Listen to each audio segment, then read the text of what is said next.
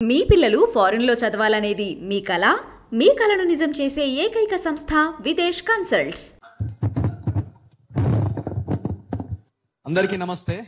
నేను అనుకున్నది అందరి వాయిస్లో వచ్చేసింది. కొత్తగా చెప్పేది ఏం లేదు. ఒకే ఒక విషయం చెప్తున్నా, ఏంటంటే ఈ వేదిక నుంచి ఒక కార్యాచరణ ప్రారంభించాలి. ఏంటా కార్యాచరణ? 369 మందిని చంపిన కాసు బ్రహ్మానందరెడ్డి విగ్రహం ఇంకా ఎందుకు అక్కడ ఉంటది? సో ఫస్ట్ డిసైడ్ చేయండి, ఏ కోణం అంటే ఏ యాంగిల్లో వెళ్ళి మనం దాన్ని బద్దలు కొట్టాలా, లేకపోతే తీసి ఇంకో దగ్గర పెట్టాలా, పంపించాలా, ఏంటి అన్నది.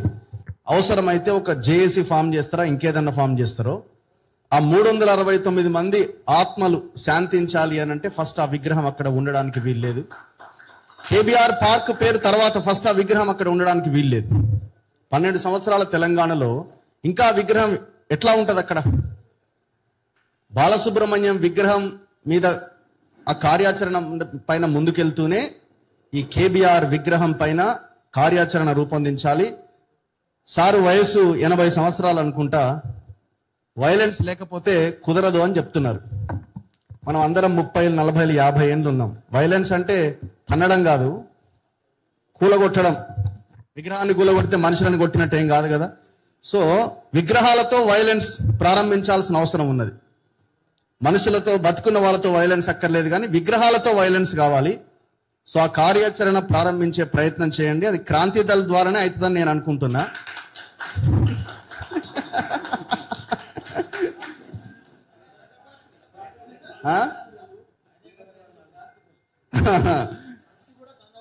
సో పేరు కూడా చాలా గట్టిగా ఉంది, క్రాంతి దళ్ అని. మళ్ళీ దళ్ అంటే దళం అనుకున్నారు, ఆ దళం కాదు, ప్రజల కోసం ఏర్పాటైన దళం ఇది. సో కాబట్టి కార్యాచరణ ఫస్ట్ స్టార్ట్ కావాలి. బాలసుబ్రహ్మణ్యం విగ్రహం మీద కూడా మనం కార్యాచరణ స్టార్ట్ చేసి ఆ విగ్రహాన్ని అక్కడ పెట్టనివ్వకుండా ఉన్న విగ్రహాన్ని పంపించడానికి ప్రయత్నం చేయాలి.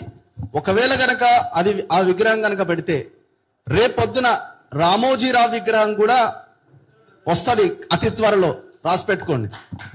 బాలసుబ్రహ్మణ్యం విగ్రహం మీద మనం పోరాటం చేయకపోతే 2-3 నెలల్లో రామోజీరావు విగ్రహం వస్తుంది. ఆల్రెడీ మొన్న ఆ రామోజీ ఫిలిం సిటీకి పోయి రేవంత్ రెడ్డి, వెంకయ్య నాయుడు, చంద్రబాబు నాయుడు అంతా మాట్లాడుకున్నట్టున్నారు. ఆల్రెడీ ఏడబెట్టాలి, అవసరమైతే అంబేద్కర్ విగ్రహం కంటే ఎత్తు పెడదాం, 130 అడుగులని కూడా ప్లాన్ చేస్తారు.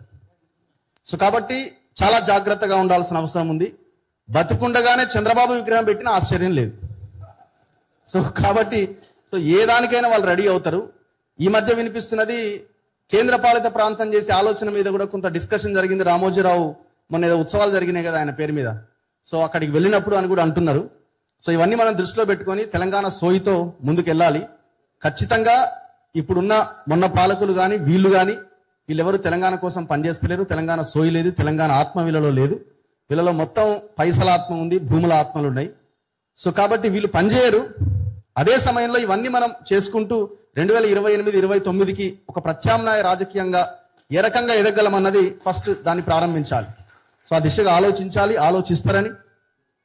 మేధావులు అనే వాళ్ళు కూడా రకరకాలుగా ఉన్నారు. ఒక ఆయన పార్టీతో అనుసంధానమై ఉన్నాడు, ఒక ఆయన తిడితే మళ్ళీ అధికార పార్టీ మళ్ళీ ఏమైనా చేస్తాడేమని ఒక ఆయన భయపడుతున్నాడు.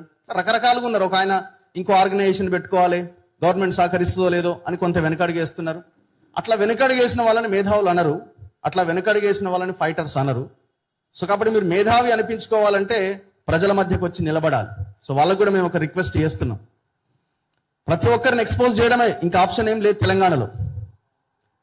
అటు ఇటుగా ఉన్న వాళ్ళ ప్రతి ఒక్కరిని ఎక్స్పోజ్ చేయడమే మనందరి పనిగా పెట్టుకోవాల్సిన అవసరం ఉన్నది. సో అందుకే బాధ్యతగా ముందుకెళ్ళాలి. ధన్యవాదాలు అవకాశం ఇచ్చినందుకు.